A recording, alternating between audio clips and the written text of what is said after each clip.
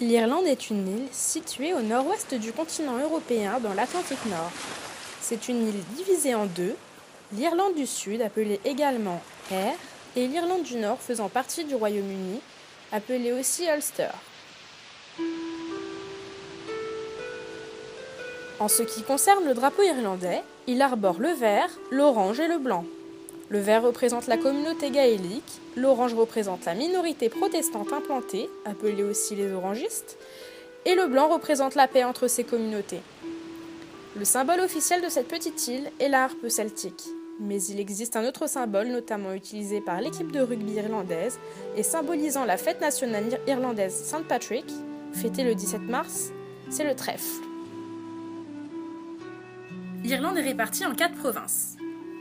Ulster, Leinster, Munster et Connacht. L'Irlande du Nord fait partie du Royaume-Uni. Sa capitale est Belfast et sa superficie de 16% de l'île pour environ 1,8 million d'habitants. La langue officielle est l'anglais et la monnaie est la livre sterling. Le pays se compose essentiellement de protestants et de catholiques. En ce qui concerne l'état de l'air, sa capitale est Dublin, sa superficie est de 84% de l'île pour environ 4,5 millions d'habitants. On y parle l'anglais mais également le gaélique irlandais et la monnaie est l'euro. Et le pays se compose essentiellement de catholiques. Au total, l'Irlande réunit 32 comtés, 26 pour l'Irlande du Sud et 6 pour l'Irlande du Nord. Le climat est de type tempéré océanique, les étés sont généralement doux, environ 25 degrés, et les hivers sont frais et pluvieux, environ 0 degrés. L'Irlande est un pays marqué par une histoire mouvementée, allant des invasions celtes jusqu'au conflit britannique qui a su perdurer durant plusieurs siècles. À la préhistoire, les premiers habitants se sont installés dans la région de l'Ulster.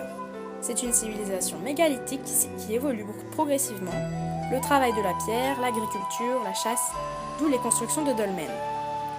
C'est vers moins 500 que les Celtes font leur apparition en Irlande, où ils imposèrent leur culture et leur langue. La christianisation est effectuée par Saint Patrick au 5e siècle, et le pays connaît alors une période prestigieuse du 6e au 8e siècle. La construction de grands monastères irlandais, les croix celtiques.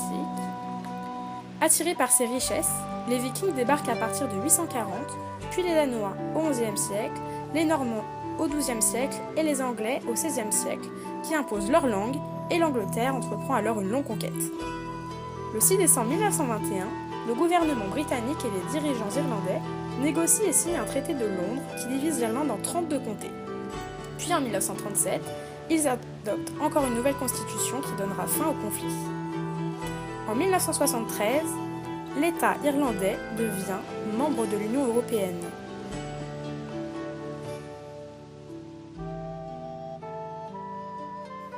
Visiter l'île d'Irlande permet de comprendre son passé.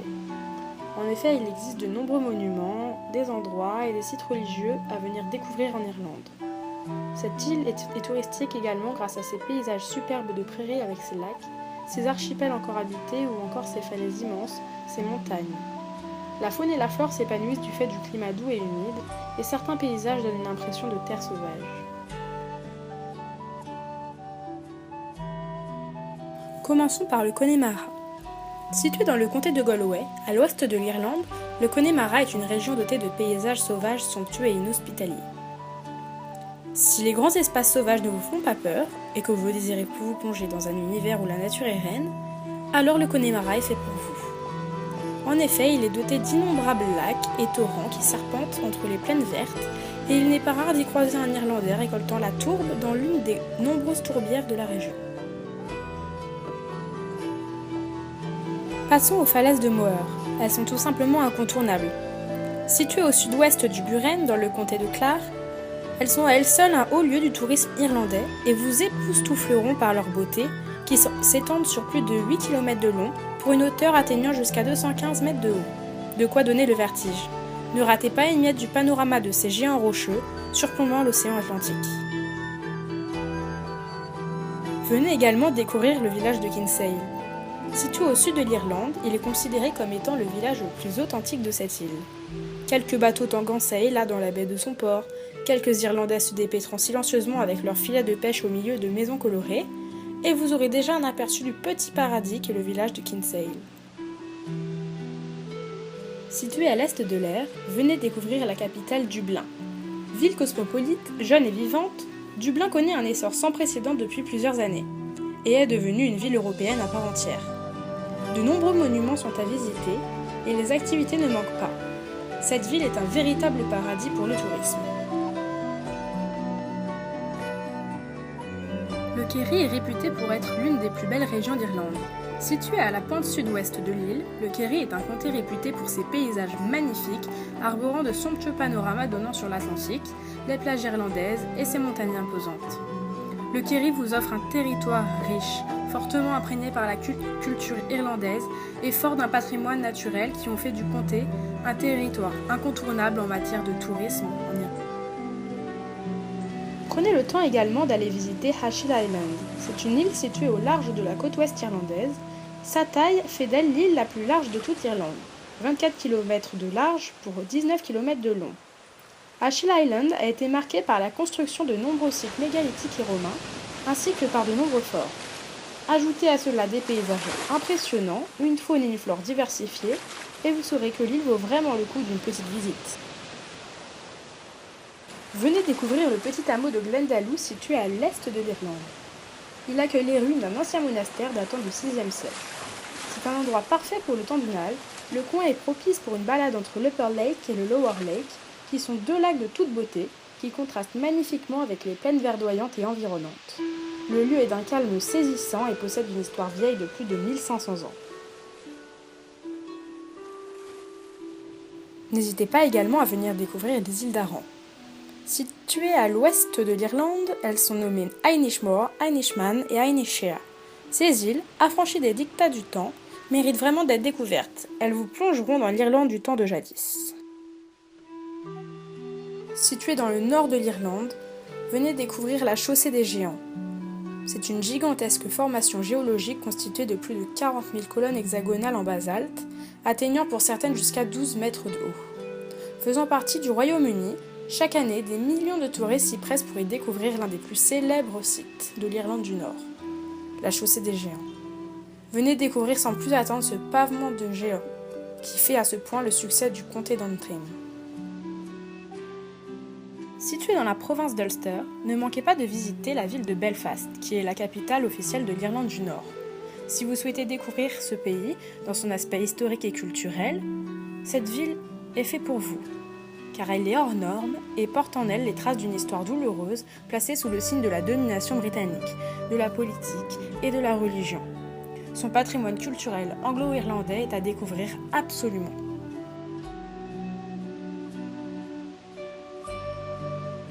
En ce qui concerne les fêtes traditionnelles nationales, l'Irlande a de nombreuses fêtes propres à la culture celte.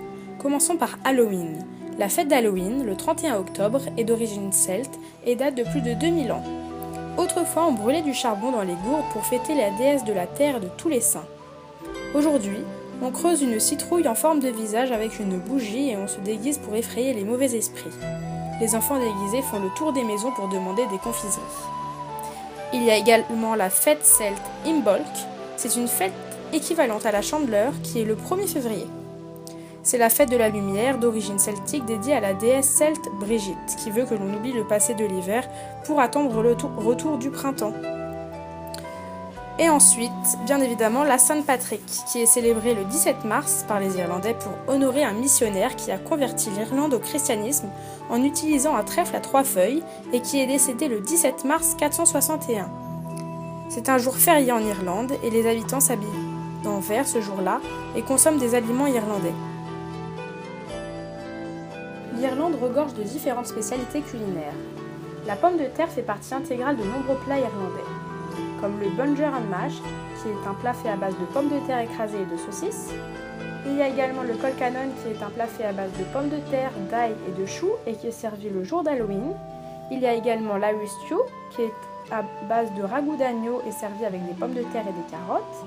Et il y a également une spécialité dublinoise appelée le coddle, qui est fait à base de pommes de terre, de saucisses ou de bacon et d'oignons.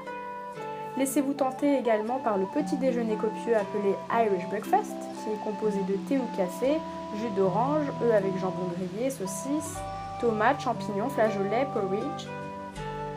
En ce qui concerne les boissons, il y a donc les whisky, l'Irish coffee, les bières et les différents thés qui sont typiques à l'Irlande, mais n'hésitez pas à partir boire un verre dans l'un des pubs irlandais que vous trouverez sur votre route. Ce sont des lieux de rencontre où les habitants se retrouvent après le travail ou le dimanche pour discuter, boire et écouter de la musique souvent celtique. En ce qui concerne les desserts, vous pourrez goûter au cheesecake, qui est un gâteau au fromage blanc, au pudding, et tous les cakes sont très appréciés également des Irlandais. Ils font également le crumble aux pommes.